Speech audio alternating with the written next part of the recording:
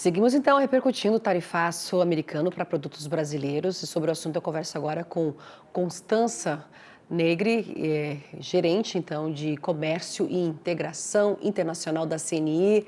Muito bem-vinda. Boa tarde, Constança. Boa tarde, Simone. Um prazer estar aqui com vocês para falar desse tema tão importante para a indústria e para a agroindústria. Pois é, eu estava ouvindo as análises, né, ao longo, então, do tarifaço, né, desde o dia 9 de julho e agora, recentemente, né, dessa nova lista, né, de exceções, alguns setores falando, viu, Constança, alívio para setores, né, que estão, então, nessa lista com a isenção dos 10%, mas também analistas retratam, me falaram aqui, que esse sentimento era porque esperava-se o pior, não é?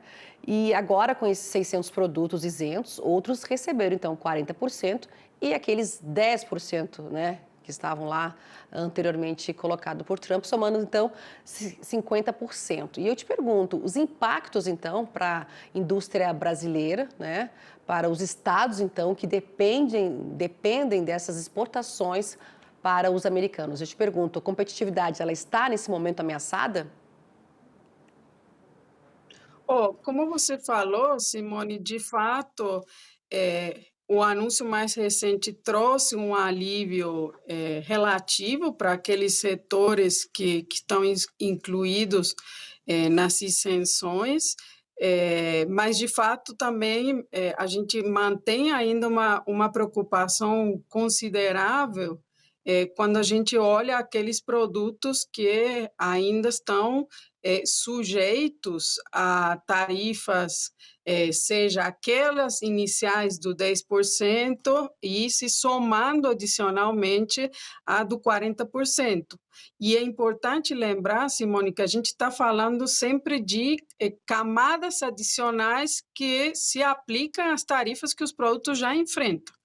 Então, sem dúvidas, nós ainda temos um trabalho importante pela frente, e quando falo trabalho, é uma sensibilização junto ao governo brasileiro e às contrapartes americanas para que se dê continuidade às negociações.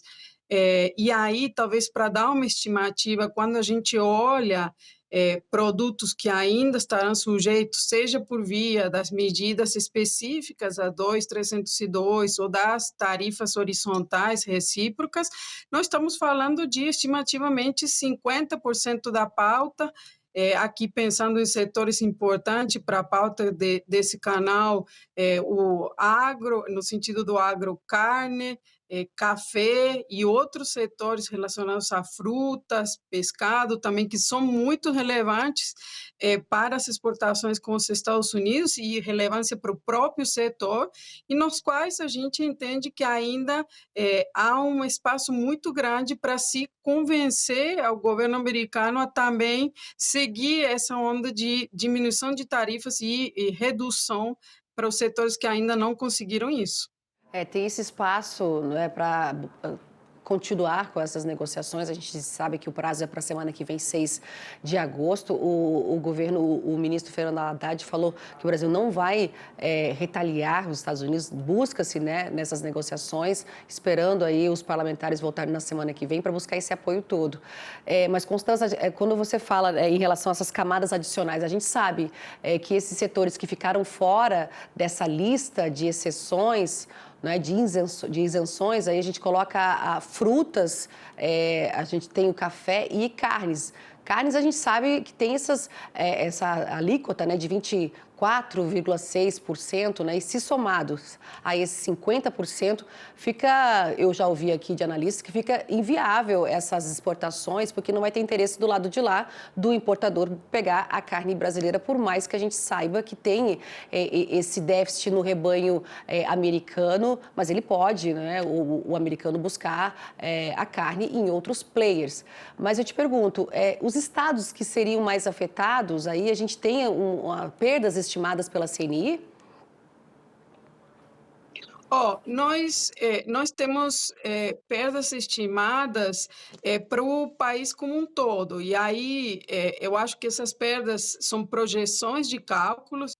diante a essas novas medidas precisam ser atualizadas, mas a gente estava falando de em torno de 20 bilhões, de, impactos iniciais. Eu acho que agora esse cenário se reduz, então eles precisam ser atualizados esses números, mas o que eu entendo, Simone, que é mais importante, e temos visto também essa sensibilidade no governo, que o nível de impacto ele não é um dado só quantitativo. Nós precisamos também entender a relevância que os Estados Unidos têm para esses setores. Então, não é só uma questão de olhar o volume, a relevância de participação dos setores na pauta para os Estados Unidos como um todo, mas também qual que é a relevância que eles têm própria em relação ao setor. E talvez olhando os Estados Unidos e café, isso fica muito claro.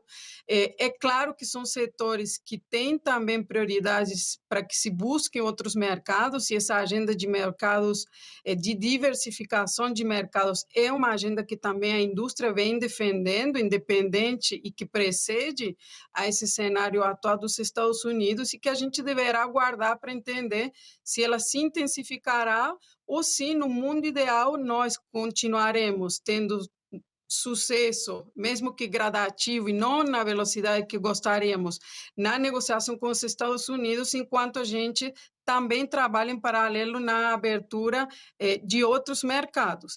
E talvez um dos pontos principais que eu acrescentaria, Simone, que é o número de isenções que foi publicado na medida mais recente é um número grande.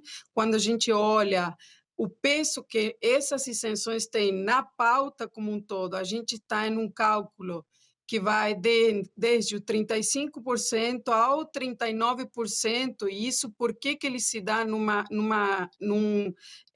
marco de dois valores? É porque um grande número das exceções que foram publicadas são produtos que só terão a isenção, então eles não pagarão essa tarifa adicional de 40% se eles forem destinados à utilização da aviação, do processo de produção da aviação civil.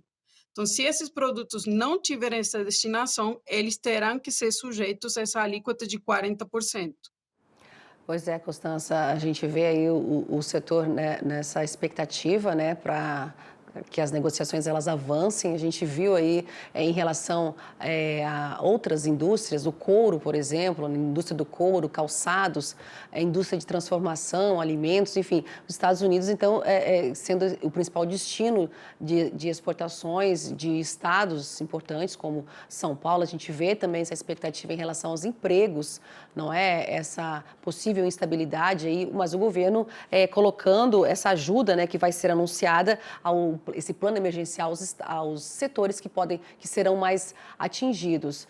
E para a gente já ir finalizando, a gente vê também que outros países afetados, não é? E esses efeitos negativos, não só na nossa economia doméstica aqui, mas uma economia global, paralisando, né? Porque tira da mira dos empresários esses investimentos que poderiam ser colocados nas suas indústrias e suas empresas, não é?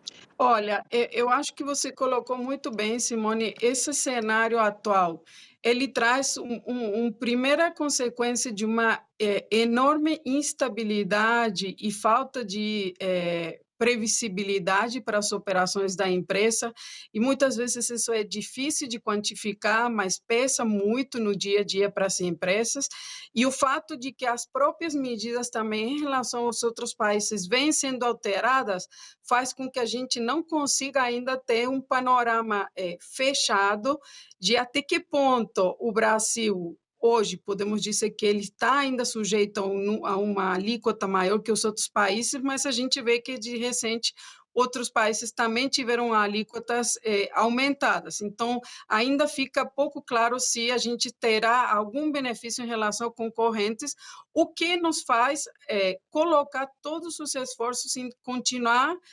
facilitando o trabalho do governo do Brasil junto às suas contrapartes nos Estados Unidos, para demonstrar que, objetivamente, do ponto de vista econômico, o Brasil não faz sentido ser sujeito a essas medidas que encarecem os produtos para os próprios consumidores nos Estados Unidos e que, obviamente, repercutem negativamente no Brasil, para as exportações de valor agregado, exportações da agroindústria, exportações que geram emprego. Os Estados Unidos, Simone, nos nossos levantamentos, é o destino de exportação que mais empregos gera. A cada 1 bilhão exportado para os Estados Unidos, são gerados 24 mil postos de trabalho, emprego. Esse número nós não encontramos nas exportações para nenhum outro destino, sendo que para outros destinos esse número é bem menor. A cada 1 bilhão exportado, 24 mil postos de trabalhos aqui no Brasil e também nos Estados Unidos, porque a gente vê que a empresa que está aqui também pode estar lá, ou Constanza? Esse número diz respeito aos números que são de emprego aqui no Brasil.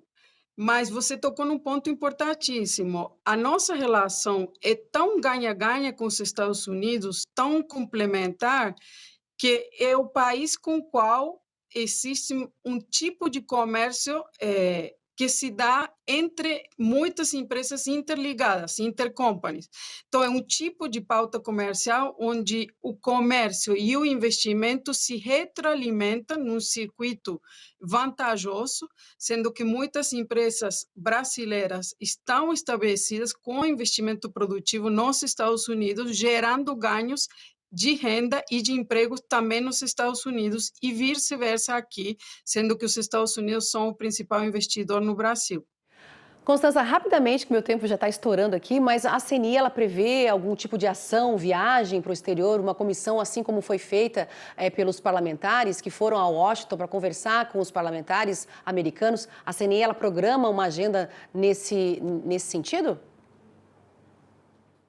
E nós estamos, de fato, trabalhando junto aos setores para organizar, nas próximas semanas, uma missão aos Estados Unidos. O objetivo principal dessa missão será avaliar, e sensibilizar, sobretudo junto àqueles setores que estão ainda numa posição, vamos dizer assim, mais prejudicial em relação às medidas, para que a gente possa sensibilizar as contrapartes desses setores junto às ações do governo americano. Constanza Negri, gerente de comércio e integração internacional da CNI, muito obrigada pela essa análise, essa conversa aqui com a gente no nosso jornal Agrotarde, viu, Constanza? E até uma próxima. Boa tarde. Muito obrigada para você, Simone. Tchau, Boa tchau. tarde. Boa tarde.